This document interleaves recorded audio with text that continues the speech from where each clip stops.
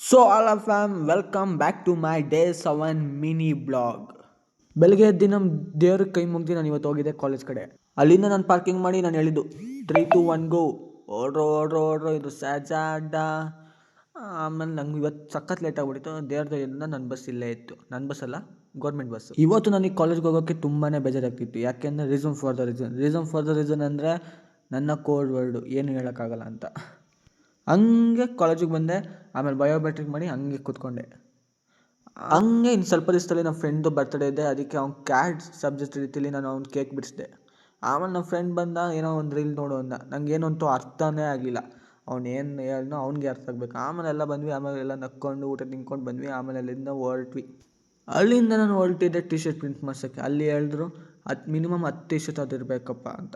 ಅಲ್ಲಿ ಅವರು ಹೇಳಿದ್ದು ನನಗೆ, ಇಲ್ಲೆಲ್ಲೂ ಪ್ರಿಂಟ್ ಮಾಡಲ್ಲಪ್ಪ, ಡೈರೆಕ್ಟಾಗಿ ಡೆಟಾಟ್ಲಾನ್ಗೆ ಹೋಗು ಅಂತ. ಸರಿ ಆಯಿತು ಅಂದ್ಬಿಟ್ಟು ಅಲ್ಲಿಂದ ನಾನು ಹೊರಟೆ ಡೆಟಾಟ್ಲಾನ್ಗೆ.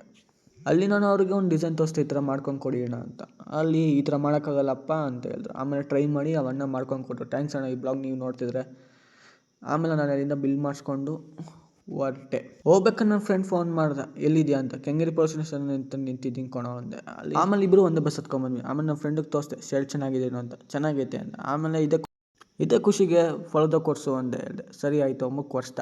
ಆಮೇಲೆ ನಮ್ಮ ಮನೆಗೆ ಬಂದು ನೋಡ್ತೀನಿ, ನಾವು ಶೆಡ್ಡೆಲ್ಲ ಹಾಕ್ಬಿಟ್ಟಿದ್ರು. ಸಾರಿ, ಶೆಡ್ಡೆಲ್ಲ ಶೀಟ್. Thank you, bye.